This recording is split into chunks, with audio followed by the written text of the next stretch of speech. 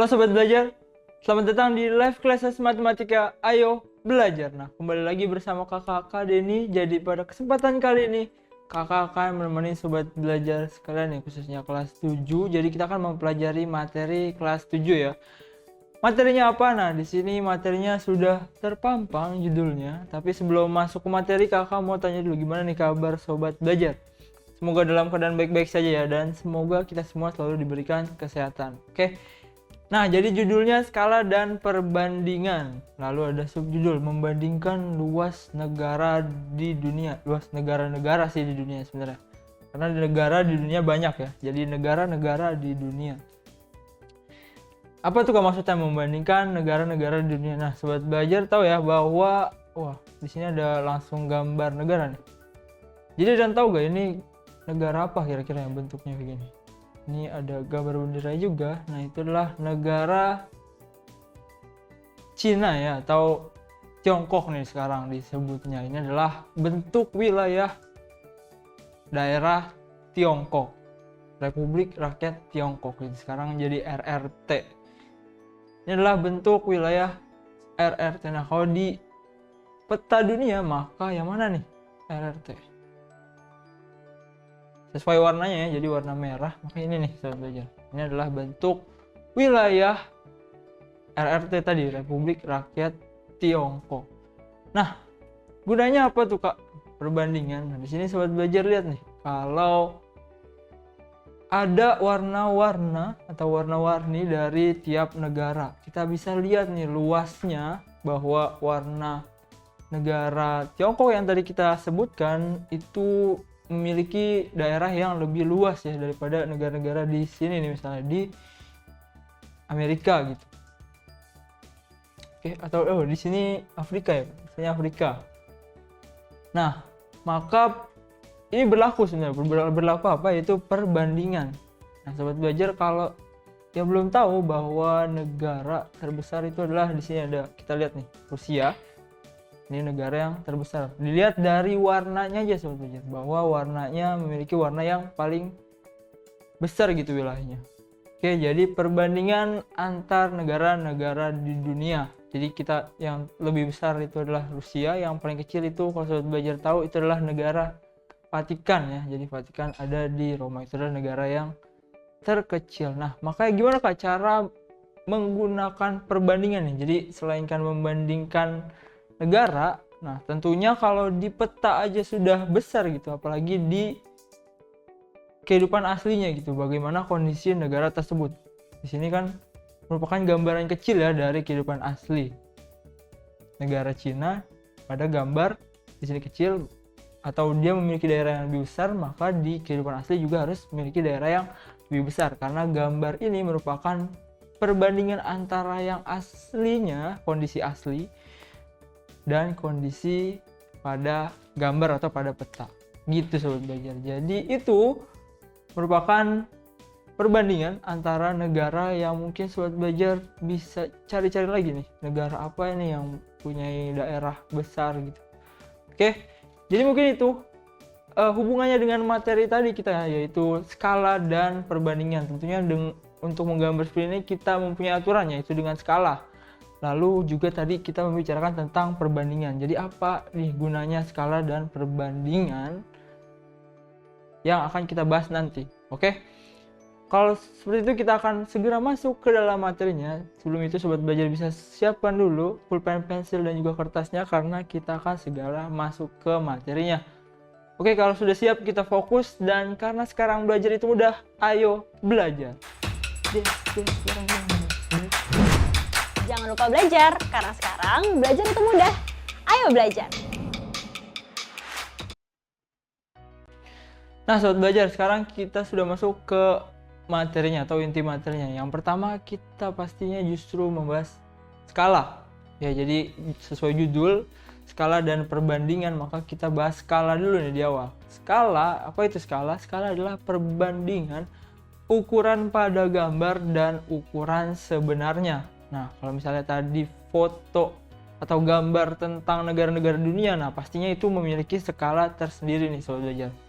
Maka ini perbandingan ya. Perbandingan tuh tulisannya gimana Kak? Nah, tulisannya seperti ini. Skala adalah perbandingan, atau bisa sobat belajar tafsirkan dalam bentuk pecahan atau pembagian. Itu adalah ukuran pada gambar dibanding ukuran sebenarnya atau per ukuran sebenarnya. Oke, itu adalah skala. Bentuk skala, nah biasanya sobat belajar bisa lihat skala ini di mana, di peta atau di map gitu ya. Zaman sekarang berarti pakai map lah, nggak peta, sama aja artinya. Oke, misalnya diketahui 1:1 juta ya, seperti itu biasanya untuk skala 1:1 juta. Ini artinya apa? Nah, ini berarti artinya ukuran pada gambar, kan yang atas ukuran pada gambar biasanya dalam sentimeter. Nah, ini juga kalau di kiri 1 cm, maka di kanan juga harus sentimeter. Nah, berarti apa nih skala itu? Kalau di sini sobat belajar juga bisa baca, berarti 1 cm itu mewakili 1 juta cm di kehidupan nyata atau di ukuran sebenarnya. Jadi 1 cm mewakili 1 juta cm ukuran sebenarnya. Maka, nah, kalau misalnya nih suatu kota punya jarak 3 cm, nah berarti jarak sebenarnya berapa sobat belajar? Nah, kan karena kita lihat ya tadi 1 cm pada peta itu berarti mewakili 1 juta. Kalau 3 cm pada peta, maka sobat belajar tahu kan, ini berarti 3 juta. Ini 3 cm ini mewakili 3 juta cm ukuran sebenarnya. 3 juta cm ukuran sebenarnya. Nah, biasanya kan kalau di jarak sebenarnya sobat belajar tidak menggunakan satuan cm dong, karena terlalu besar. Sobat belajar bisa ganti nanti baru menjadi kilometer atau menjadi meter. Kalau jadi meter berarti 3000 meter. Kalau 3000 meter, kalau dirubah menjadi kilometer, maka centimeter ke meter itu 30, salah. Kalau ke kilometer maka jadi 30 kilometer. Itu adalah untuk skala, yaitu perbandingan antara jarak pada gambar dan juga jarak pada ukuran sebenarnya. Lanjut, kita masuk ke perbandingan nih langsung.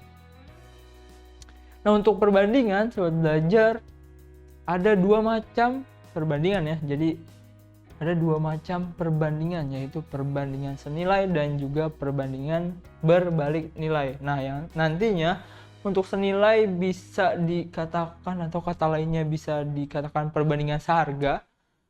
Kalau yang berbalik nilai berarti dibaliknya jadi berbalik harga. Oke, ada 2 nih, kita masuk deh. Untuk yang senilai, nah yang senilai di sini kita lihat perbandingan. Nah, lagi-lagi kakak ingatkan bahwa bentuk perbandingan adalah biasa dilambangkan dengan pecahan ya, atau pembagian. Misal 1:2. Nah, sobat belajar kan bisa nulis ya 1/2 gitu. Itu adalah bentuk lain atau cara penulisan perbandingan nih sobat belajar. 1/2 dan 1/2 itu adalah salah satu atau macam-macam penulisan perbandingan. Oke, maka di sini kita lihat untuk perbandingan senilai, sobat belajar bisa lihat bahwa A banding B sama dengan M banding N. Nah, ini kondisinya untuk yang senilai. Gimana nih Kak kalau senilai? Kalau senilai, sobat belajar perlu mengalihkan dengan perkalian silang. Oke ya, kalau senilai, maka perkaliannya perkalian silang. Hasilnya jadi apa? Berarti A dikali N sama dengan B dikali M. Itu perkalian silang. Perkalian silang untuk apa? Untuk perbandingan yang senilai. Oke. Udah masuk rumus saja Kak itu? Pengertiannya belum ya? Pengertiannya belum. Jadi untuk senilai itu apa maksudnya? Nah, kalau senilai, sobat belajar biasanya mempunyai satu sisi di kiri bertambah, maka sisi kanannya juga bertambah. Contohnya apa nih? Contohnya sobat belajar makan, atau jangan deh, bensin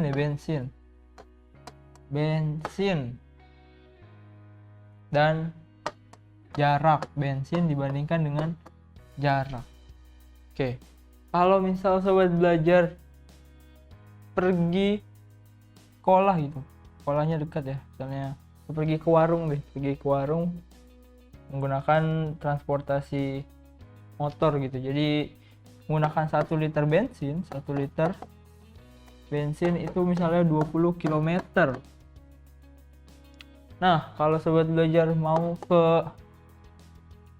sekolah gitu misalnya 50 km, sekolahnya jauh banget. Berapa liter nih? Nah, di sini sobat belajar bisa lihat nih. Maksudnya adalah, nah kalau di 1 liter dia hanya mencapai 20 km, nah di 50 km berarti bensin yang diperlukan itu lebih sedikit atau lebih banyak? Pastinya lebih banyak dong. Maka dia harus lebih dari 1, misalnya itu 2 deh.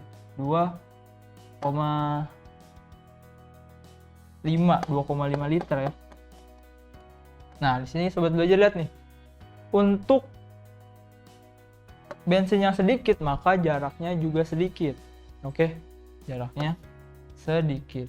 Untuk bensinnya lebih banyak maka jarak yang ditempuh oleh kendaraan juga akan lebih jauh. Jadi kalau jarak jauh ya, kalau jarak jauh, kalau bensin banyak. Oke, nah di sini kita lihat bahwa di sisi kanan, nah ini nilainya bertambah dari 1 menjadi 2,5, maka di sisi kiri atau di sisi kiri bertambah, maka di sisi kanan juga bertambah nih sobat belajar. Sisi kanan bertambah, kiri bertambah, sisi kanan juga bertambah. Oke ya, kelihatan ya. Jadi sisi kiri bertambah, sisi kanan bertambah. Nah, ini yang dinamakan senilai nih, atau di kedua sisi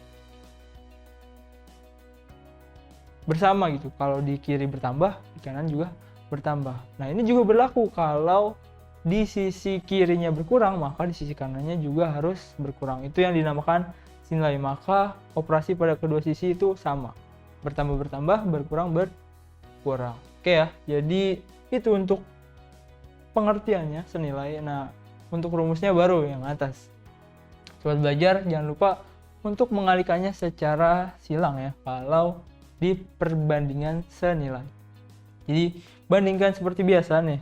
Kalau misalnya kita ambil soal ini, maka 1 liter itu dibanding 2, atau tadi 2,5 liter belum diketahui ya. Misal ya, bensinnya belum diketahui. Diketahui jarak yaitu 20 per 50. Jadi jarak dibandingkan dengan jarak, bensin dibandingkan dengan bensin. X misalnya. Nah, di sini karena kita tahu bahwa perbandingannya itu adalah perbandingan senilai, maka kita kalikan dengan perkalian silang nih. Jadi 1 dikali 50 sama dengan 20 dikali X. Ini adalah 50 per 20, yaitu 2,5. Betul ya? Jadi bensin yang digunakan harus lebih banyak, yaitu 2,5. Betul ya? Jadi, ini nggak sengaja betul.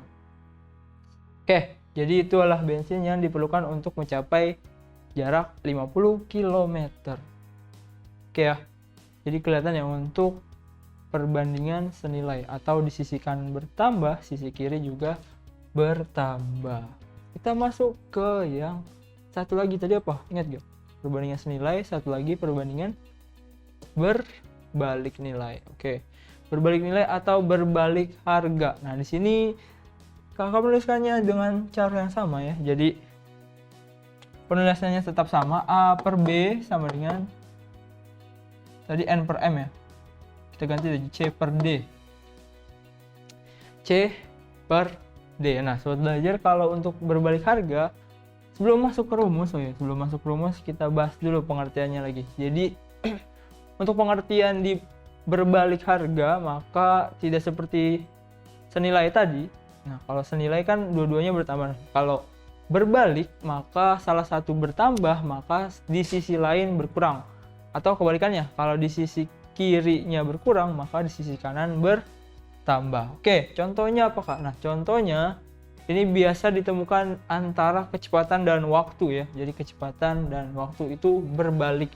Misalnya nih, sobat belajar tadi pergi ke mana tadi? Ke warung ya. Jadi ke warung dengan kecepatan 20 km. Ini bisa sampai 5 menit nih.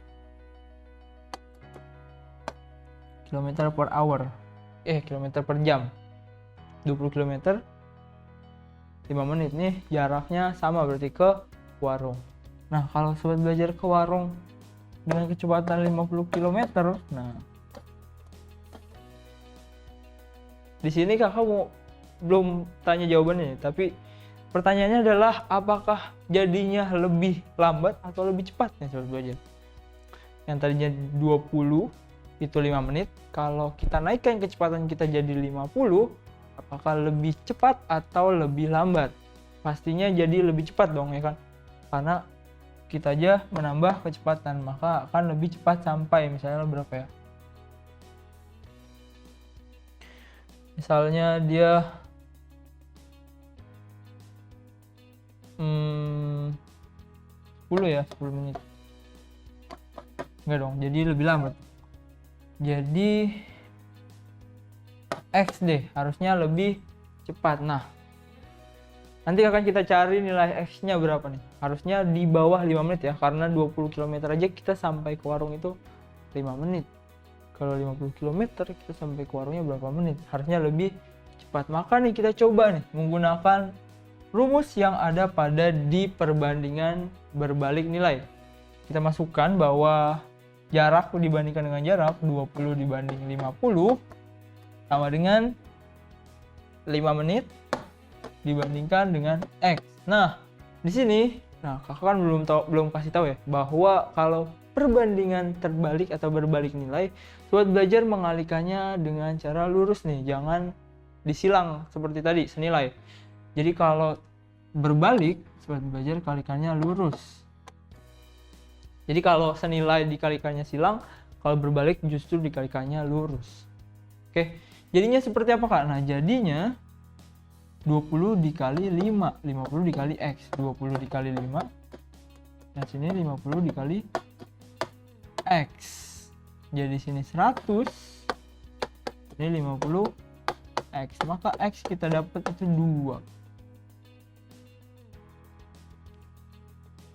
Oke ya, jadi X-nya 2. 2 apa tuh? 2 menit. Nah, berarti benar ya.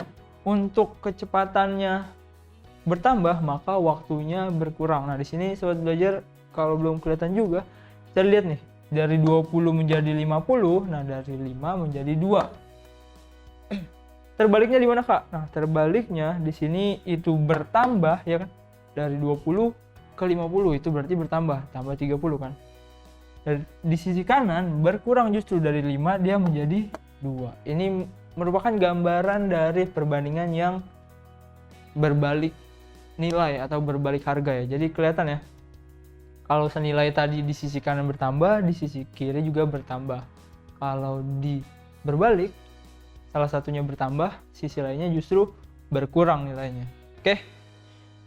Nah, tadi kakak jelaskan bahwa kalau berbalik biasanya identik dengan kecepatan dan waktu gitu, nilainya berbalik.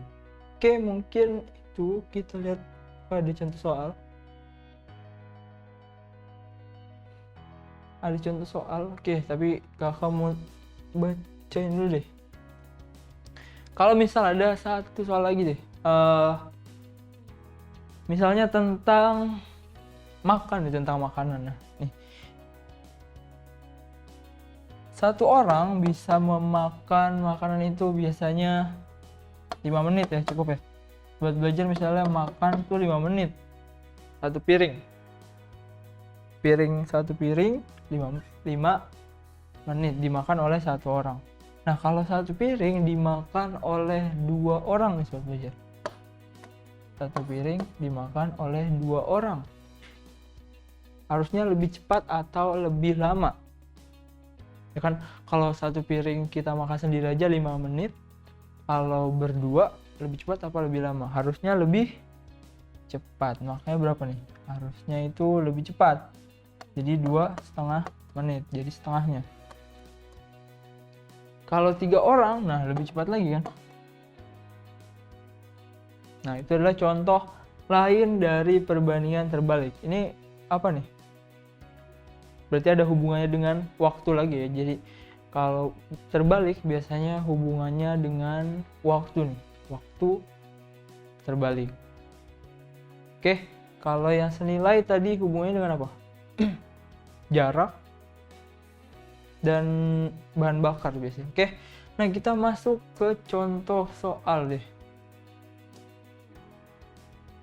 Kita masuk ke contoh soal. Di sini ada perbandingan ya, perbandingan antara jarak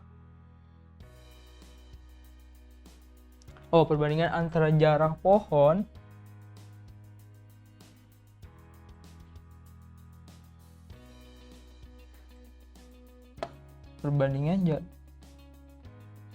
bayangan pohon dan bayangan gedung, tinggi gedung, tinggi pohon.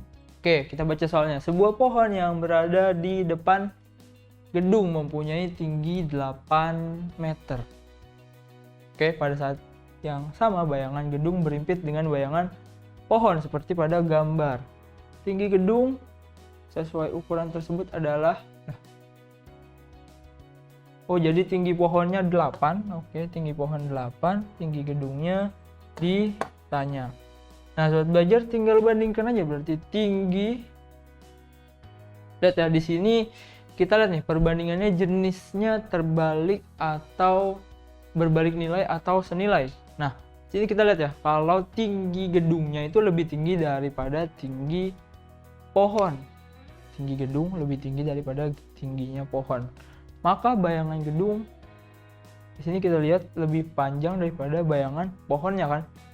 Maka ini adalah perbandingan yang senilai ya. Kalau di sisi kirinya lebih besar, maka sisi kanannya juga ikut lebih besar ya. Jadi tinggi pohon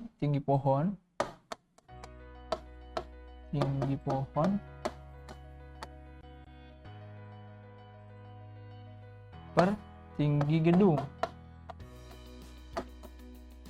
Tinggi gedung.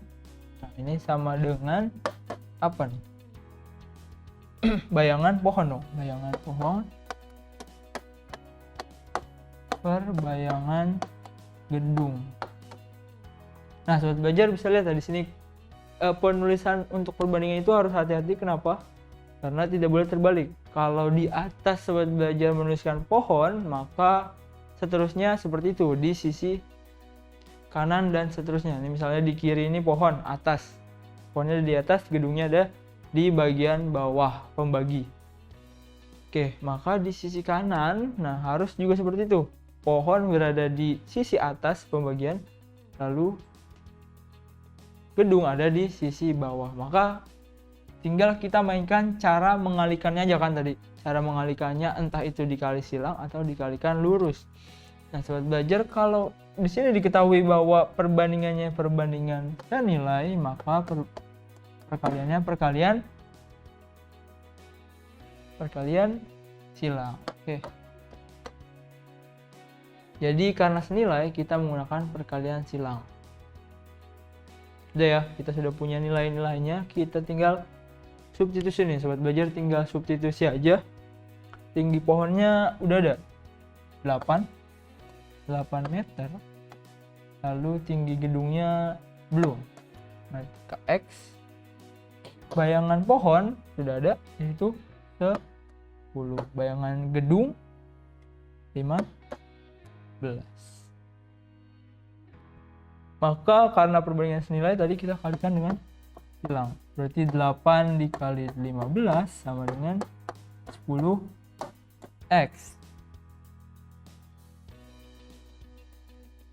4 dikali 3 ya. Itu 12 meter. 8 dikali 15 sama dengan 10X. Maka X adalah 8 dikali 15 per 10. Ini sobat belajar bisa coret. Jadi 5, jadi 4. Coret 3 kali 4 itu adalah 12 sama dengan X. Maka X itu apa tadi? X itu adalah bayangan dari gedung. Oke ya. Jadi bayangan gedungnya adalah 12. Maka benar gak nih jawaban kita? Kita sudah. Jadi sobat belajar sudah punya bayangan. Bayangan gedung. Tinggi gedung maksudnya. Tinggi gedungnya 12. Maka benar. Nah, di sini 8, sini 12. Kita lihat nih. Tinggi gedung lebih besar daripada tinggi pohon. Karena kenapa? Bayangan gedung lebih besar daripada bayangan pohonnya. Oke. Nah, coba kakak tanya tentang tadi apa ya? Biasanya pekerjaan. Oke, pekerjaan dikerjakan ya, misalnya pekerjaan dikerjakan oleh 5 orang deh. 5 orang. Yang di sini deh, kita ganti page. Nah, di sini pekerjaan dikerjakan oleh 5 orang. 5 orang pekerja ini dapat menyelesaikan pekerjaan selama 7 hari deh. 7 hari. Oke. Kalau mau dipercepat nih, misalnya pekerjaannya jadi 5 hari. Maka butuh berapa orang nih sobat belajar?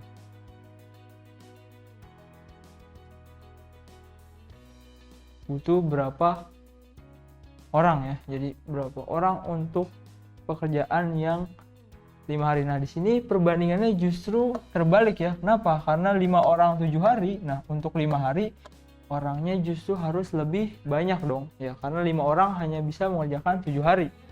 Kalau 5 hari berarti harus lebih banyak orangnya nih. Berarti ini perbandingan terbalik ya. Ini turun, ini kurang. Ini justru bertambah ya. Jadi orangnya akan lebih banyak. Maka 5 orang, ini berapa orang? X. Nah, sobat belajar tinggal kalikan lurus.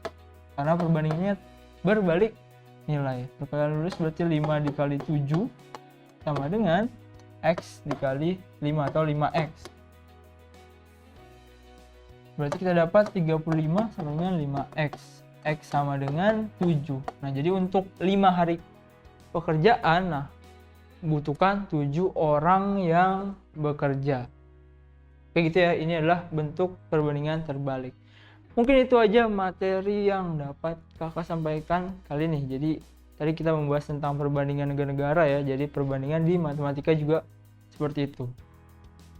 Oke, jadi gitu aja. Semoga materi yang kakak berikan pada kesempatan kali ini dapat dimengerti dan dapat diterima dengan baik. Semangat terus belajarnya sobat belajar, terus berlatih sehingga menjadi juara. Karena sekarang belajar itu mudah. Ayo belajar. Jangan lupa belajar, karena sekarang